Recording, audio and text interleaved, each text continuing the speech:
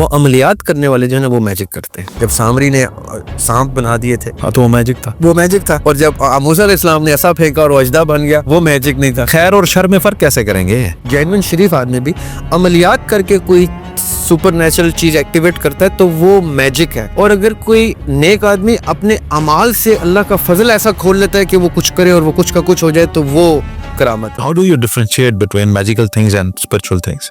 کہ یہ کوئی spiritual کرامت ہی ہے, یہ کوئی magical کوئی.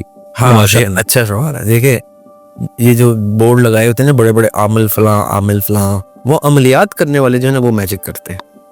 جو عملیات نہیں کرتے, عمل یعنی منتر, کچھ سرٹن چیزیں ایک ترتیب میں پڑھ کے تو کچھ کرنا موکلات کے تھرو, کیونکہ موکلات بھی ایک انویزیبل چیز ہے, وہ ایسے ایلوژن جنریٹ کرتے ہیں کہ وہ عام بندے کو کرامت دکھائی دے گی, لیکن جیسے آپ نے کہا نا وہ میجک ہو سکتا ہے.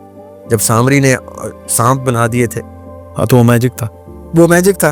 اور جب موسیٰ علیہ السلام نے ایسا پھینکا اور وہ اژدہا بن گیا, وہ میجک نہیں یعنی تھا. خیر اور شر میں فرق کیسے کریں گے؟ جی خیر اور شر میں فرق ہوگا اس عمل پہ. اگر وہ عملیات کر کے, ایک اچھا آدمی بھی, جینوین شریف آدمی بھی عملیات کر کے کوئی سپر نیچرل چیز ایکٹیویٹ کرتا ہے تو وہ میجک ہے.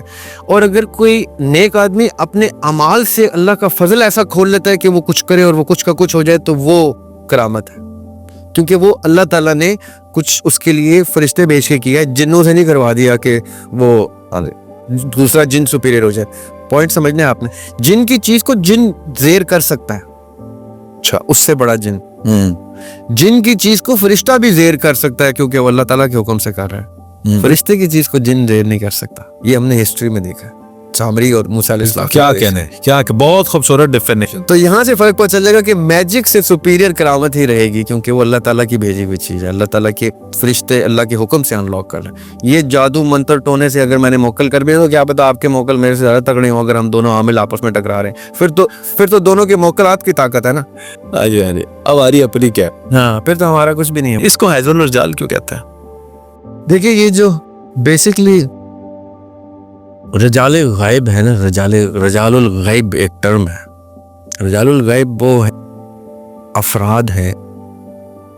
یہ تھوڑا ڈیٹیلڈ ٹاپک ہے, اس کو باقاعدہ ایک سبجیکٹ کی طرح کسی دن ڈسکس کریں گے. میں ہنٹ دے دیتا ہوں بیسکلی کہ مہدی علیہ السلام پردہ غیبت میں ہے, اکارڈنگ ٹو اہل سنت بھی, اکارڈنگ ٹو اہل تشیع بھی, اکارڈنگ ٹو اہل تصوف. جی ٹھیک ہے, سوائے فراہی صاحب کے, اصلاحی صاحب کے اور ان کے ڈسائپل غامدی صاحب کے بسد احترام, مجھے بہت خوبصورت لگتے ہیں. میرے غامدی صاحب, میں بہت کچھ سیکھتا ہوں ان سے. میرے اساتذہ کی میں لیول پہ رکھتا ہوں. میرے نظریاتی اختلافات ایک طرف, ان کی پرسنالٹی سے میں بہت کچھ سیکھتا ہوں. اللہ تعالیٰ نے ان کو میرے کاغذوں میں استاد لیول پہ رکھا ہے. وہ اختلاف کرتے ہیں مہدی علیہ السلام کے کانسیپٹ سے. باقی زیادہ تر اجماع امت اسی بات پہ ہے کہ مہدی علیہ السلام پردہ غیبت میں. اب جو پردہ غیبت ہے نا وہ کیا ہے, وہ ان کو رجال الغیب میں ایڈ کر دیتی ہے. اور اہل تصوف کہتے ہیں کہ ہر وقت اتنے کتب, اتنے ابدال, اتنے غوث, اتنے ولی, اتنے قلندر, اور یہ سب رجال الغیب کی ایک سرٹن تعداد سارے کانٹیننٹس پہ الگ ہوتی ہے, شہروں میں الگ ہوتی ہے, قبیلوں میں الگ ہوتی ہے. یہ سارا کرتے ہیں, یہ سارے رجال الغیب. بالکل. ان کا ماننا یہ ہے کہ جب مہدی علیہ السلام غیبت سے حاضر میں آئیں گے تو یہ بھی حاضر میں آ کے ان کی آرمی کھڑی کر دیں گے. Make sense. If for the sake of discussion, right? تو یہ جو جتنے بھی ان رجال سے ریلیٹڈ, رجال الغیب سے ریلیٹڈ جتنے علوم اور فنون اور کرافتیں اور یہ سب کچھ ہے نا, وہ سارے آپ اس کیٹیگری میں لا کے بہت فریلی ڈسکشن کی بات ہے. ماننے تسلیم کرنے والی بات نہیں, پڑھنے سے تعلق رکھتے. بڑی خوبصورت گفتگو ہے اور بڑے جلیل القدر شیخین کی گفتگو ہے. اس میں شاہ ولی اللہ محدث دہلوی آ جاتے ہیں, اس میں شاہ اسماعیل شہید آ جاتے ہیں, پھر اوپر جائیں تو شیخ ابن عربی آئے تھے, احمد سرندی آ جاتے ہیں, یہ باجزید بستامی آئے تھے. ان لوگوں نے بڑی ڈسکشن کی ہوئی ہے اس کے اوپر. بڑا سیر حاصل ان کے ڈسکشن ہیں, ان کی کتابیں ہیں. تو یہ ایک چیپٹر میں پھر ڈسکس کریں گے کبھی انشاءاللہ تفصیل سے.